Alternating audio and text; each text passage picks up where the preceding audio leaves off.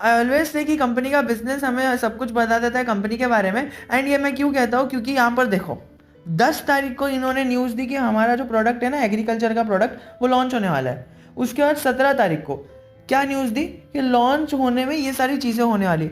मतलब देख रहे हो ये अपने शेयर होल्डर्स को लेके कितना चिंतित है और फ्रीक्वेंट है। हमें दिख रहा है कि शेयर सेल हो रहे हैं प्रमोटर्स के द्वारा, बट ये बिजनेस में यूटिलाइज हो रहे हैं। देखो तुम, ये लोग अपने साइंटिस्ट हायर कर रहे हैं, ये प्रोफेशनल वर्क के लिए, और ये जो चीज़ें कर रहे हैं ना, तुम देख लो 7 दिन में, मतलब तुम समझ रहे हो हर 7 दिन में। इसके बाद 5 अगस्त को अगर तुम देखोगे 5 अगस्त को डेट रिडक्शन का प्लान आया, उसके पहले 5 दिन, ठीक है, हर 5 दिन में, मतलब 23 को इनका जो फूड पावर ग्रेड है, उसके बाद अगले दिन ही यहाँ पर डेट रिडक्शन का प्लान आ गया, और फिर उसके बाद यहाँ पर पार्टी ट्रांजैक्शंस का, फिर उसके बाद आया एग्री प्रोडक्शन का, फिर अभी एग्री प्रोडक्शन में जो भी चल रहा है ना, 7 7 दिन में, 5 5 दिन में, एक एक हफ्ते में, मतलब एक ट्रेडिंग सेशन खत्म नहीं हुआ कि दूसरे ट्रेडिंग सेशन में हमें धमाके देखने मिलते हैं। और यही धमाकों की वजह से हर एक इन्वेस्टर का है ना, ये अभी चहीता बन चुका है स्टॉक।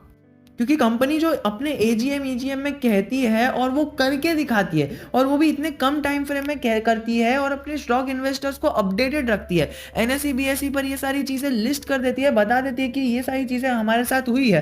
पीडीएफ खोल के देख लेते हैं, सीधा उसको पढ़ेंगे और ज़रा भी टाइम पास नहीं करेंगे, क्योंकि वीडियो लंबा करने से ना मुझे कुछ फ़ायदा है और आपका तो टाइम ही वेस्ट होगा, है ना। तो पीडीएफ ओपन हो गया, पहले सब्जेक्ट पढ़ते हैं। ओके, सब्जेक्ट में लिखा है कि updates on employment with the national agriculture cooperative market federation, और ये क्या है, NAFED। ओके, NAFED है ना, is one of the biggest exporter. अब यहाँ पे क्या होता है ना, ये लोग है ना, मतलब एक्सपोर्ट के लिए ना बेसिक चीज़ बना के रखा है। ओके, तो ये मतलब तुम NAFED जो एक्सपोर्ट के बिजनेस में है ना, उनको पूछना तो तुम्हें पता चल जाएगा NAFED का नाम क्या है। तो ये सारी चीज़ें डिस्कस ना करते हुए हम जो मेन चीज़ इन्होंने बताई है वो देखते हैं कि pursuant to Regulation 30 of SEBI, listing obligations and the disclosure requirements regulations 2015, please find enclosed here with copy of media release bring made by the company today titled updates on employment with the National Agricultural Cooperative Marketing Federation of India Limited। तो ये सारी चीज़ें इन्होंने बयान की है, ठीक है। अब ये आर्टिकल बहुत ही बड़ा है, अब जो मैंने आपको रीड करके बताया, मैं आपको सिंपल सी लैंग्वेज में बताता हूँ और समझाने की कोशिश करता हूँ।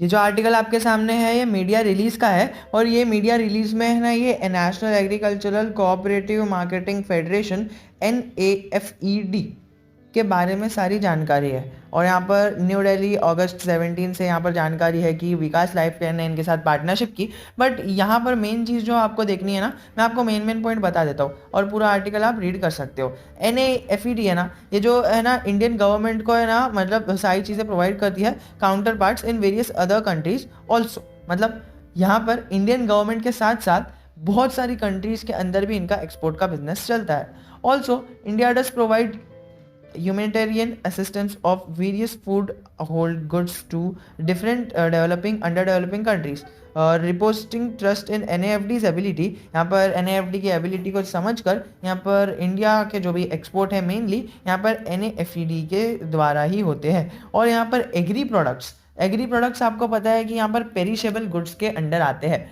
दे are various types of goods. तो पेरिशेबल गुड्स क्या हो जाते हैं ना, एग्रीकल्चर के प्रोडक्ट्स रहते हैं मोस्टली पेरिशेबल हो जाते हैं, मतलब रॉ होके उसको पकने तक, मतलब जो मेन चीज़ होती है ना, कच्चा होके पकने तक उसका टाइम फ्रेम बहुत ही कम रहता है। And to maintain that they have hired NAFED for their business. और यहाँ पर जो NAFED ऐसी कोई छोटी मोटी कंपनी नहीं है, इनका टर्नओवर जो है ना, टर्नओवर वो 1,62,809 मिलियन रुपए है। अभी मिलियन मतलब यहाँ पर होता है 10 लाख। ओके, तो यहाँ पर 10 लाख में कितने ज़ीरो आते हैं, तुम काउंट कर लो, 5 ज़ीरो आ जाते हैं, 6 ज़ीरो आ जाते हैं। तो तुम 6 ज़ीरो इसके आगे लगा देना तो तुम्हें पता चल जाएगा कि कितना बड़ा यहाँ पर अब इसका टर्नओवर रहता है। और तुम समझ सकते हो एक्सपोर्ट का बिजनेस कर करके ये सारी चीज़ें करता है। मैं आपके स्क्रीन के सामने यहाँ पर लिख ही देता हूँ, 1,62,809 और इसके आगे ज़ीरो है, 1 2 3 4 5 6, इतना बड़ा फिगर वो अचीव करते हैं, और ये एनुअल टर्नओवर है। तो this creates as an idea कि NAFED is a very big firm which can definitely for sure handle Vikas life cares agriculture products professionally. और वो सारी चीज़ें जो होती है ना प्रोफेशनली एग्रीगेट यहाँ पर होती है। और जो एग्रीकल्चरल प्रोडक्ट्स बनते हैं वो भी साइंटिस्ट द्वारा tested and trial tested methods के द्वारा होते हैं। सारी चीज़ें ये डॉक्यूमेंट्स में लिखी है और आपका पूरा डाउट क्लियर हो जाएगा। आपके पूरे क्लियरेंस हो जाएंगे कि ये 4 रुपये का शेयर है ना, हमें 400 रुपये पे मिलता ना तभी भी हम खरीदते हैं, क्योंकि बड़े बड़े इन्वेस्टर्स को है ना यही सारी चीज़ें पसंद रहती है। ओके, यहाँ पर जो वो लोग डिमांड करते हैं वो फाइनेंशियल्स डिमांड करते हैं एंड वी नो कि कंपनी इज़ ग्रोइंग। अब जब यहाँ पर ब्रेक इवन पॉइंट आ जाता है ना कि बस अभी फाइनेंशियल्स अच्छे हो गए, तब से यहाँ पर जो लोग इन्वेस्ट करते हैं तब स्टॉक की ग्रोथ एकदम एक्सपोनेंशियली होती है। मैं आपको कई सारे स्टॉक्स बता दूंगा जिसकी ग्रोथ ऐसी एक्सपोनेंशियली हुई है, but I want you to get me any stock कि जिसकी ग्रोथ है ना ऐसी एक्सपोनेंशियली हुई है। भले मैं आपको एक एग्जांपल दे देता हूँ, बजाज फाइनेंस की ग्रोथ देख लो, ठीक है, बजाज ऑटो की ग्रोथ देख लो, इनकी ग्रोथ तुम्हें दिखेगा एक्सपोनेंशियली हुई है। टाटा इलेक्सी की ग्रोथ देख लो, एक्सपोनेंशियली हुई है। अब मुझे ऐसे आपको एग्जाम्पल ढूंढ के लाने हैं आपको कि जिसकी ग्रोथ ऐसी हुई है।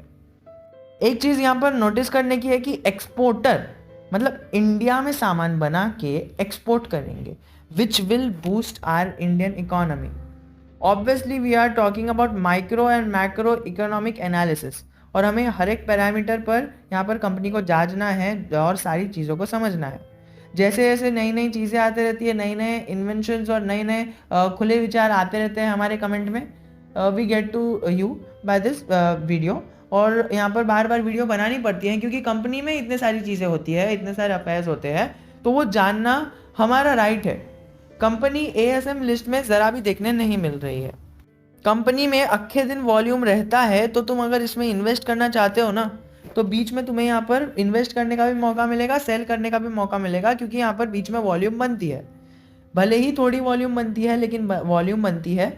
तो तुम अगर इसके अंदर डर के एग्जिट करना चाहते हो ना, आई विल टेल यू कि एग्जिट कर दो, क्योंकि ये ऐसे मतलब आपको यहाँ पर करना पड़ेगा, लॉन्ग टर्म वेट करना पड़ेगा। और मैं हमेशा हर वीडियो में कहता हूँ कि लॉन्ग टर्म वेट करना पड़ेगा, बिकॉज लॉन्ग टर्म वेट किए बिना इसमें कुछ नहीं होगा। एक लास्ट चीज़ दिखाता हूँ फिर वीडियो को एंड करता हूँ कि यहाँ पर तुम देखो सेक्टर कौन सा है, कमर्शियल ट्रेडिंग एंड डिस्ट्रीब्यूशन।